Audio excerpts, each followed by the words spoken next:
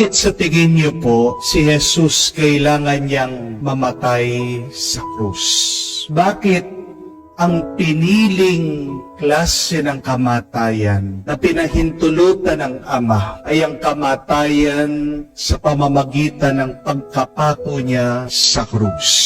Bakit hindi na lang po siya pinugutan ng ulo para walang sakit, para mabilis? Pwede rin naman po siyang ibigti para masuffocate siya. Pwede din naman po na siya ay bugbugin, batuhin hanggang mamatay siya. Pero bakit sa iyang pinili at pinahintulutan ng kanyang Ama na siya ay masawi sa krus?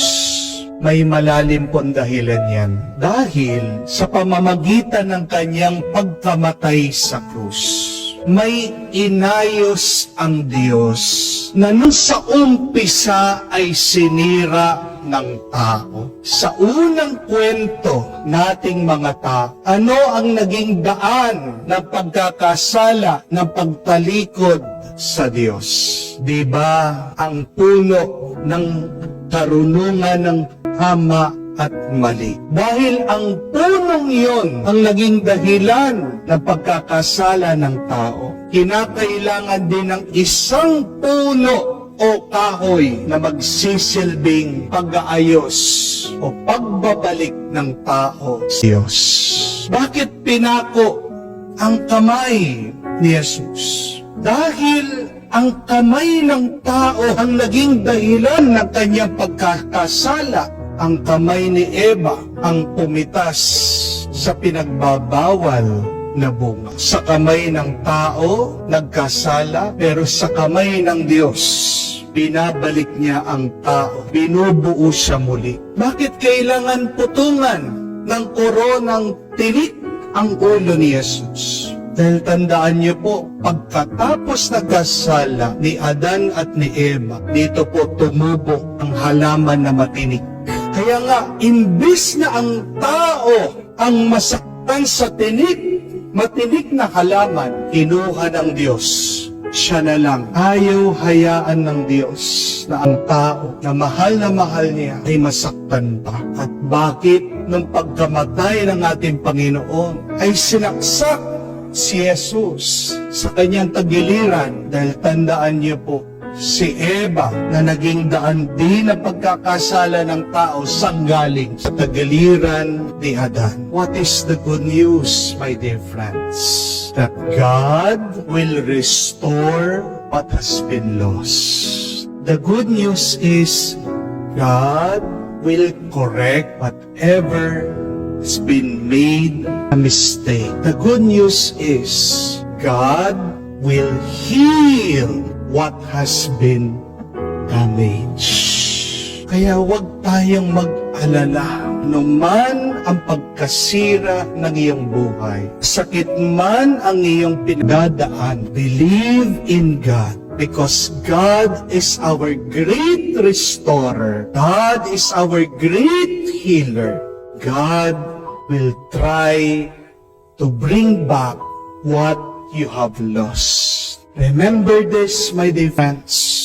Do not try to fix your problem alone. Because without God, the damage will become worse if you fix your problem alone. Gusto mo maayos ang iyong problema? Sama mo ang Diyos. Lalong lalala ang iyong problema kung sinasarili mo ito. Kung mag-isa mo itong hinaharapan. Meron po lumapit sa aking isang babae. At yan po yung sineshare niyang karanasan sa akin. Sabi, ginagawa ko naman po lahat na makakaya ko. Pero bakit itong aking asawa, nananatili pa rin po, matigas ang ulo, hindi na natuto, nang napakamalas ka po sa kanya. At sa akin pong pakikipagkwentuhan sa kanya, ito ko nalaman, ang tagal na po niyang hindi nagsisimba at hindi nangungumpisan. She was facing her problem alone. She was trying to fix her problem alone. Kaya nga, imbis na magkaroon ng sagot at solusyon, ano nangyayari? Lalong gumagrabe, lalong lumalala. At sabi niya sa akin, pero Father, kahit na meron mga pagsubok, alam niyo, pag nagdarasal ako, meron naman binibigay na grasya at tulong ang Diyos.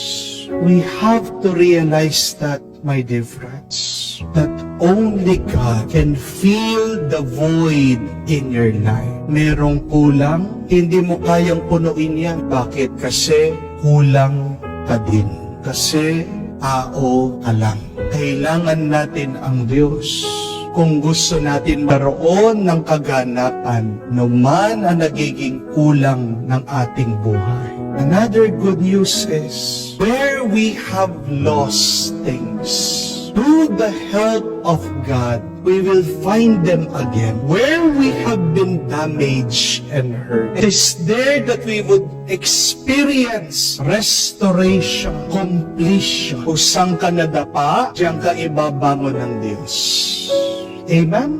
Kung hindi mo kaya, dahil mahina ka, ang Diyos kaya niya. Kaya nga siya naging tao para ang taong mahina ay palakasin at ibalik niya sa kanyang piling.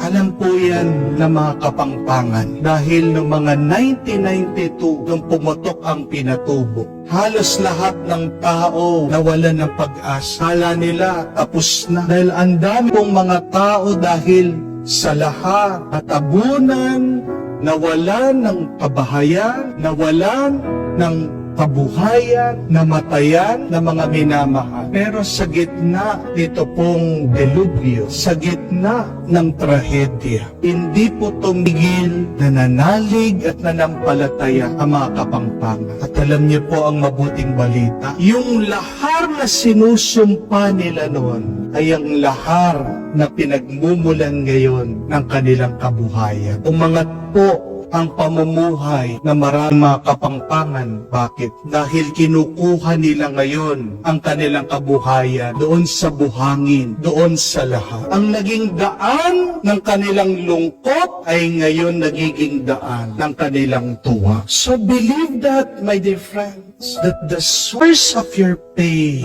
through God's help, can also be the source of your blessing. Allow God to hold your life. Allow God to enter your mind, to enter your heart. Allow God to transform your life. It may be a life full of curses, but through God's help, it will be a life full of graces and blessing. Amen? Ang kagustuhan ng Diyos ay maging masaya ka. Pero paano ka magiging masaya kung paulit-ulit ka na lang mabalik sa kasalanan? Ano po sa tingin niyo ang pinaka malungkot na eksena ng pasyon ng ating Panginoon? Ano po yung nakaka-touch sa inyo pag naririnig nyo yung kwento ng pagdurusa ng ating Panginoon sa Kalbaryo? Yun po ba yung pagsalubong nila ng kanyang ina habang siya ay nagbubuhat ng krus? Very touching po yun. Yun po ba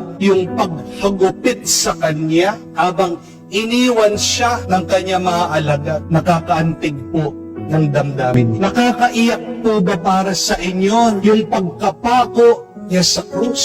Nakakaiyak po ba para sa inyo yung mag-isa siyang nakabayubay sa krus, minumura, pinapahiya ng mga tao? O yung ubang paglilibing ng ating Panginoon? Pagkatapos ng kanyang kamatayan, dumating ang kanyang ina at niyakap ang kanyang anak na inalagaan magsimula nung siya'y sanggol. At ngayon, siya pang maglilibing sa kanya. Opo, nakakalungkot po ang mga eksenang ito. They move us to tears.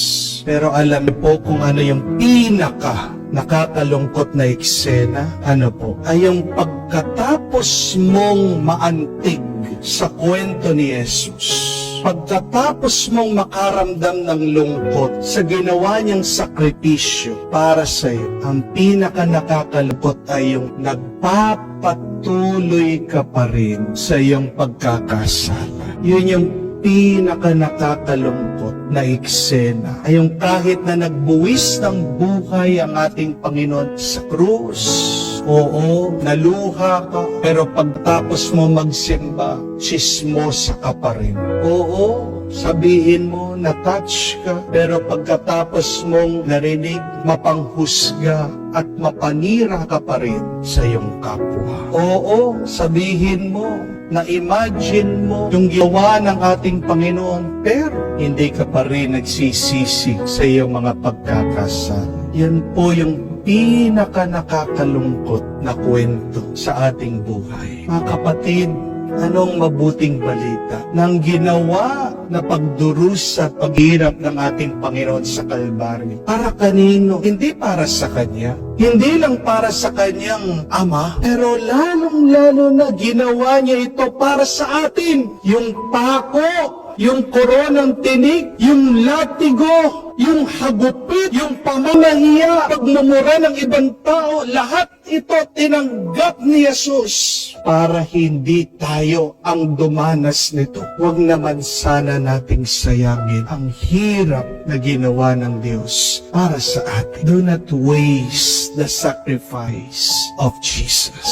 Kaya kung merong ka man naramdaman sa iyong puso dahil narinig mo ang kanyang pagdurus, ang kanyang hirap sa Kalbar, gamitin mo yon para sa iyong pagbabago. Mga kapatid, gusto ng Diyos na maging buo ka, maging masaya ka, maging payapa ka. Ginawa na niya, makakaya niya, at higit pa. Sana gawin din natin ang makakaya natin at higit pa. Patulong tayo sa Diyos.